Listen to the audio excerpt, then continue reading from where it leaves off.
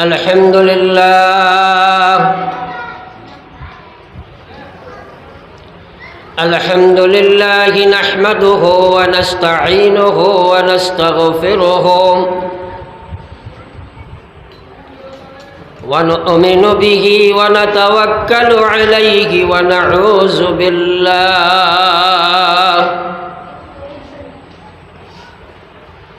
ونعوذ بالله من شرور أنفسنا ومن سيئات أعمالنا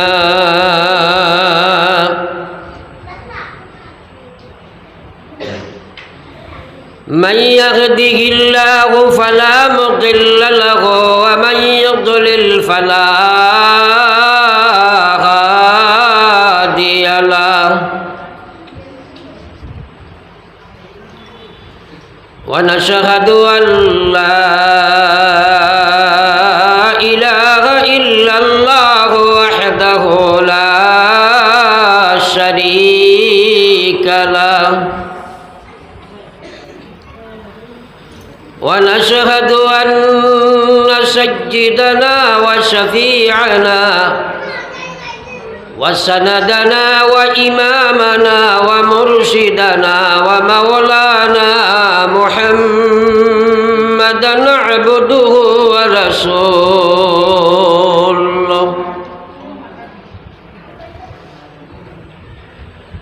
الذي أرسله بالحق بشيرا ونذيرا وداعيا إلى الله بإذنه وسراجا منيرا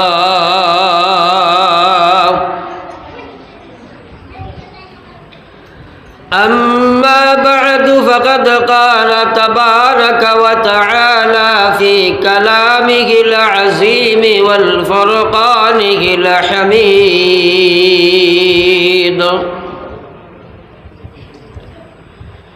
أعوذ بالله من الشيطان الرجيم بسم الله الرحمن الرحيم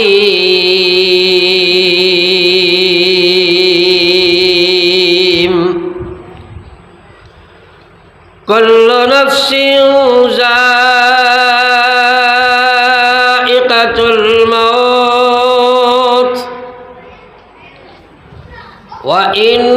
وإنما توفون أجوركم يوم القيامة فمن زحزح عن النار وأدخل الجنة فقد فاز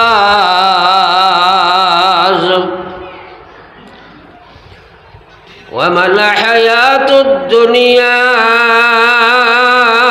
إلا متاع الغرور وقال تعالى يا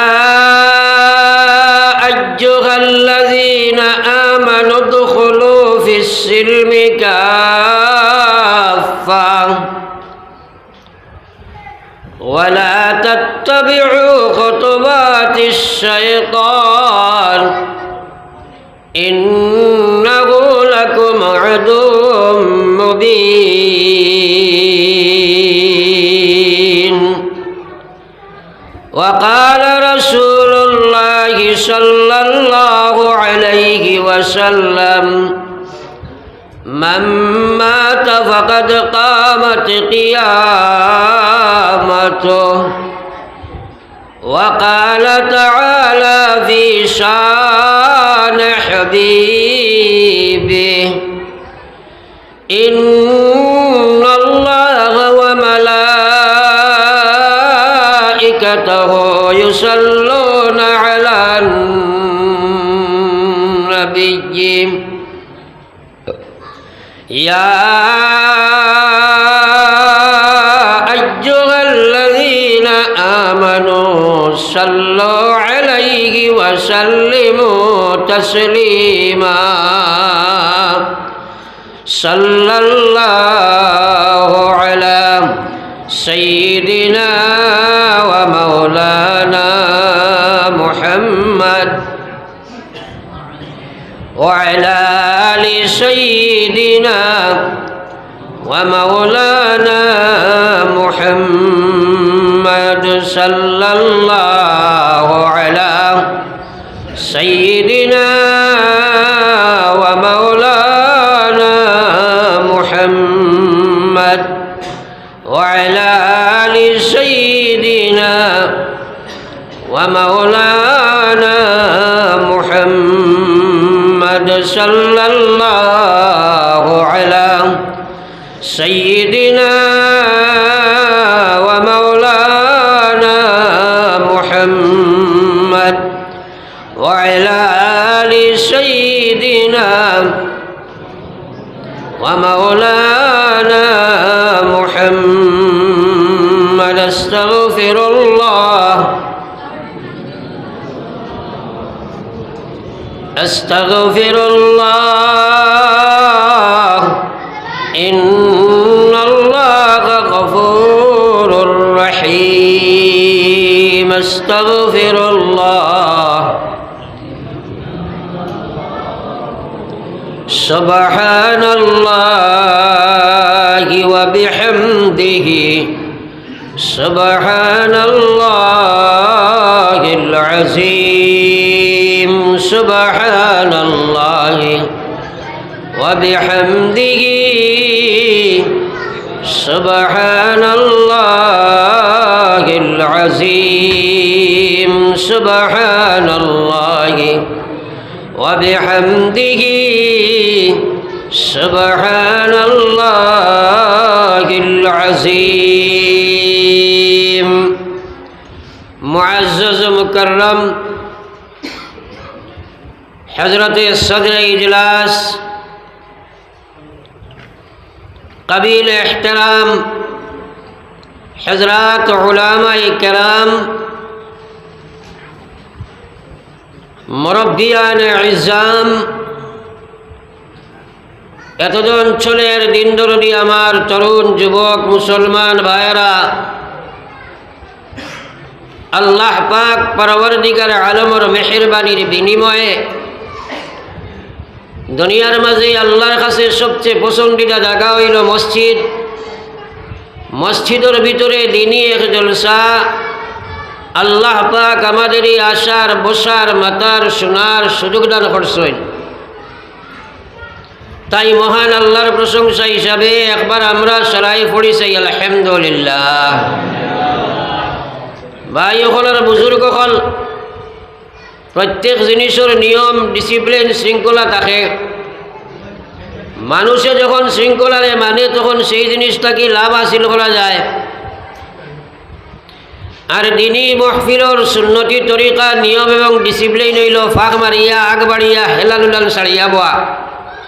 তাই আমি অনুরোধ করবো আপনারা যেগুলো বাইনতে হেলান দিয়েছেন থোড়া আগ বাড়ি যাইন। সারাও যুবক মানুষে দিয়েছেন মুরব্বী সকল থাকলে একটু খেয়ার দেওয়া যায় বেমারি অসুবিধা। যুবক যে বাইনতে মসজিদর দেওয়ালও হেলান দিয়েছেন এটা একটা বেশ ভালো কাম না। সুতরাং থোড়া থোড়া আগ বাড়িয়ে আমরা খালি জায়গাটা পুরা করি চাই। মাশা আল্লাহ সবই মান্য আল্লাহ। ভাই সকলের বুজুর্গ হল ওয়াজর প্রারম্ভে ভূমিকায় কিছু আলোচনা রাখবো আমি। যেহেতু এই সময়ে বহুত ওয়াজ বরাকবেলির জমিন হয়, কিন্তু ওয়াজর রিজাল্ট গড়ে দেখা যায় জিরো। তার পিছনে বহু কারণও আছে। এর মাঝে এক কারণ হইল আমরা যখনই ওয়াজের মধ্যে বসি না কেন আমরার কাছে আমলের নিয়তটা কম থাকে। বেশিরভাগ মানুষ আমরা বসি শুধু শোনার নিয়ত নিয়া। আর আল্লাহর রসুলের ফরমান বন্দায় যেভাবে নিয়ত করে মহান আল্লাহ তার সাথে সেইভাবে ব্যবহার করে। সুতরাং আমরা সারাই আল্লাহর বায় দিল দিয়া অকথা নিয়ত করি যে আমরা সারা আমল করবো। একবার হোক ইনশাআল্লাহ। শুকরে এলাহি আমরা নিয়ত করছি। এরপরেও নিয়ত অনুযায়ী আমল করার পিছনে আমরার কিছু অপশক্তি আছে যেগুলায় বাধা প্রদান করে। সেই শক্তিগুলারে যদি আমরা দমন না করা যায়, সেই শক্তিগুলারে যদি আমরা পরাজিত না করতে পারি, তাহলে আমরা জানি শুনি মানতে পারি না। এর মাঝে 2 নম্বর কাজ হইল, যদিও নিয়ত করছি আপনি আমি আমল করতে হইলে আল্লাহ পাকর মেহেরবানি ছাড়া আমল করা যায় না। এই কথা আমরা সারার জানা আছে নিশ্চয়। আমরা ইমান আনছি ও আল্লাহ বালা কোনো কাম করা যায় না তোমার সাহায্য ছাড়া, বাট কোনো কাম থাকি বাঁচা যায় না দয়াল আল্লাহ তোমার সাহায্য ছাড়া। এই কথাটার উপরে আমরা 100% ইমান আছে তো সবার সারার থোড়া আমার লাগে হানা মিলাইবা আসেনি। তাইলে আল্লাহর কাছে সাহায্য এটা সবার দরকার আসেনি না নাই? থোড়া মাতিবা আসেনি না নাই? দেখো একটা কথা, নবী অকলের জীবনে যা আমাল করছেন সব আমাল আল্লাহর কাছে কবুল। এরপরেও নবী অকলে আল্লাহর কাছে আমলের কারণে দোয়া করা লাগছে।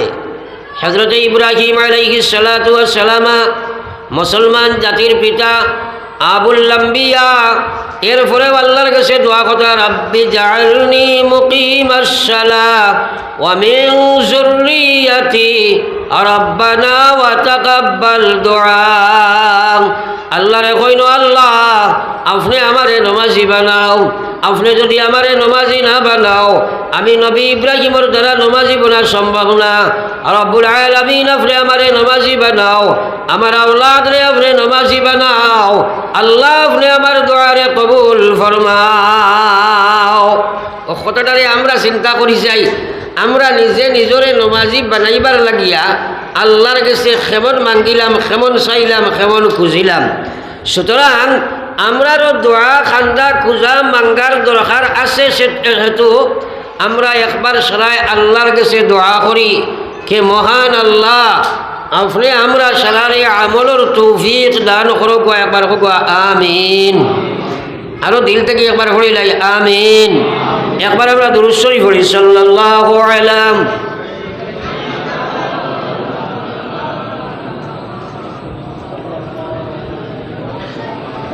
وعلى آل سيدنا ومولانا محمد। মাঝে মাঝে ট্রেনিং করলোকে ফোড়াই, নিয়ত করলাম, দোয়াও করলাম, এরপরেও দেখলাম বহুত মানুষে আমরা দুরূদ শরীফ পড়িলাই না। হ্যাঁ, খালি হুদ্দা মুখখান বন্ধ করিয়া মাতালা সারায়। আর আল্লাহর রসুলে ফরমাইছিলা মান সাল্লা আলাইয়া মাররা সাল্লাল্লাহু আলাইহি আশরা। আপনি একবার পড়ছো দুরূদ শরীফ, আল্লাহ 10 রহমতের মালিক আপনারে বানাইছে। একবার হোক সুবহানাল্লাহ। ছোটো বাচ্চারা কিন্তু এইলাক কোনো বাড়ি কিন্তু চর চর ফড় গপ সপ খতরা লাগে। আমার ডিস্টার্ব ওর আপনারাও ডিস্টার্ব হইব।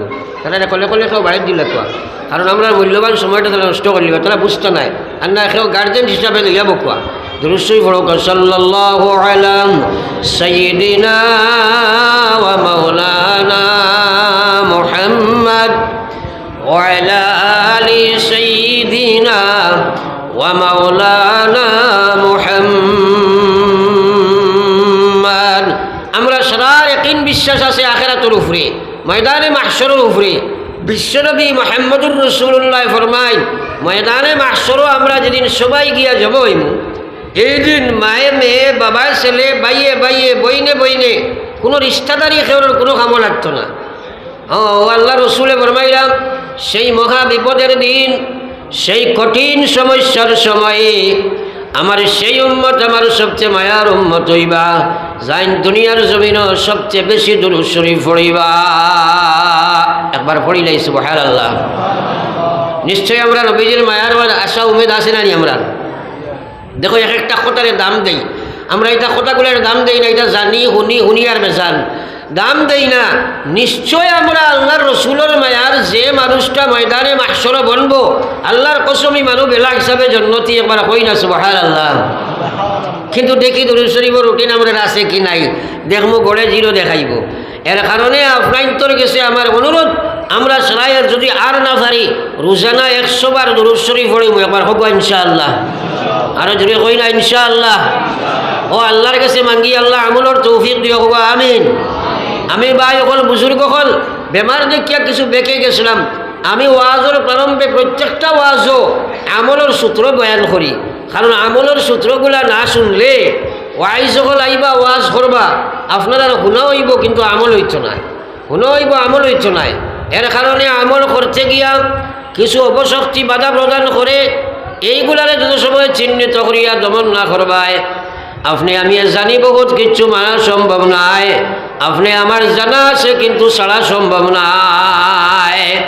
কোন মুসলমানের ওয়াজ জানা নাই? সুদ খাওয়া হারাম, ঘুষ খাওয়া হারাম, মদ খাওয়া হারাম, বেবিচার হারাম, পরোপকার করা হারাম, এইগুলা প্রত্যেকের জানা আছে।